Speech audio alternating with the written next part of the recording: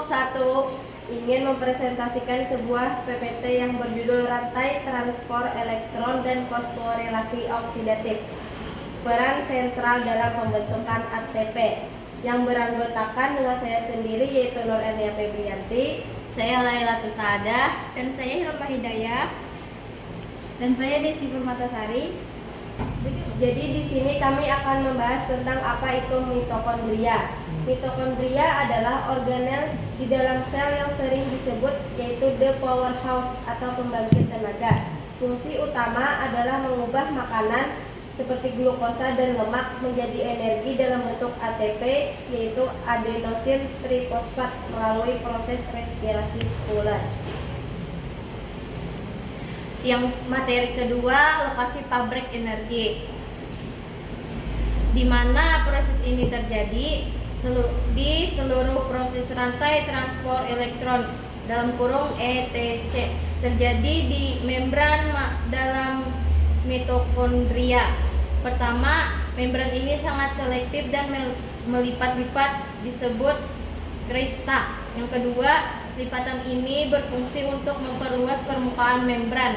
Yang ketiga, semakin luas permukaannya, semakin banyak ATP yang bisa diproduksi secara efisien.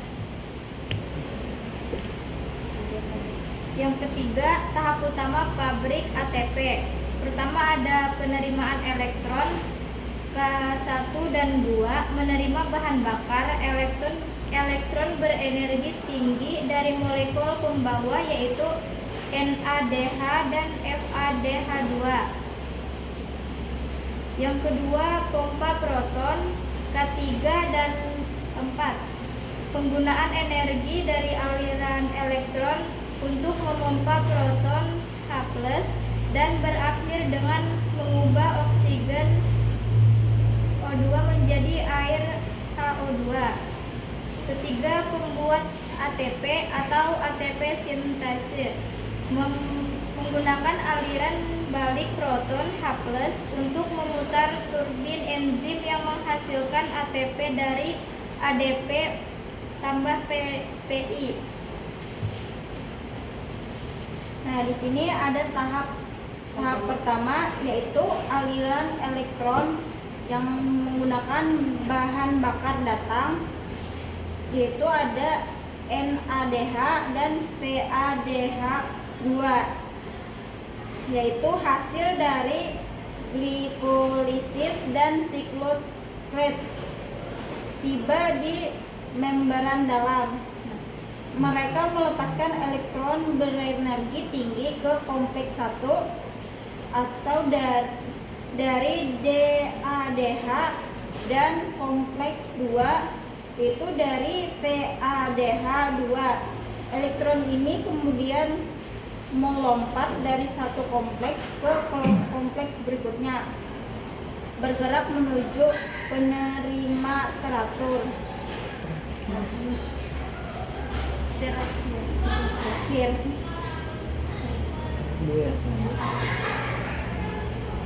Tahap 2, gradien proton. Tenaga pendorong diciptakan atau saat elektron mengalir, energi dilepaskan.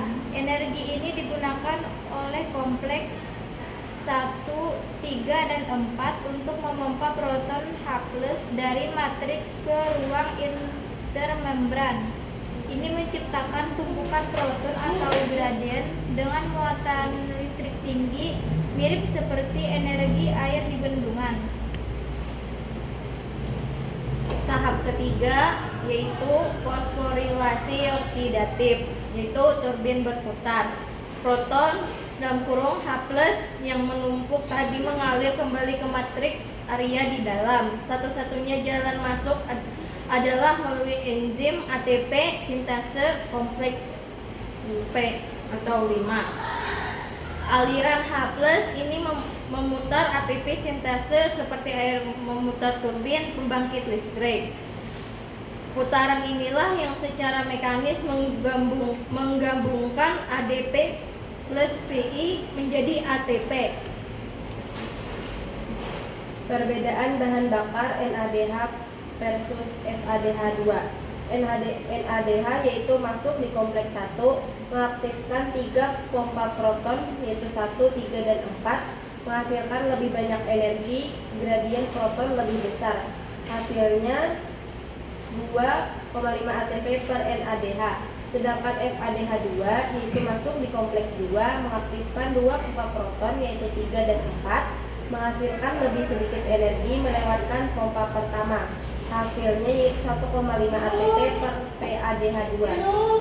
Jadi ada beberapa penghambat rantai transport elektron. Yang pertama, penghambat sianida Cn negatif, targetnya kompleks 4 dan dampaknya elektron dan O2 tidak bisa terpakai, produksi ATP berhenti total atau fatal. Yang kedua, retrotenon, targetnya kompleks 1, dampaknya aliran elektron dari NADH terhenti, mengurangi produksi ATP.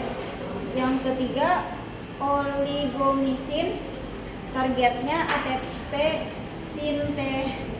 sintes, terus dampaknya proton tidak bisa kembali, gradien terlalu tinggi, ETC macet. Terus penghambat terakhir, on-couplers atau DNDP, targetnya membran atau bocor. Terus dampaknya proton bocor kembali tanpa lewat ATP sintase, energi terbuang jadi panas. Jadi kesimpulannya, mitokondria adalah pusat vitalitas sel, di mana proses rantai transport elektron dan fosforilasi oksidatif adalah mekanisme utama penghasil energi atau ATP dalam hidup. Proses ini sangat efisien, terkoordinasi, namun juga rentan terhadap hambatan yang bisa berakibat fatal. Sekian dari presentasi kami. Salah hilap mohon dimaafkan. Wabillahi taufiq wal hidayah. Wassalamualaikum warahmatullahi wabarakatuh. See you next time.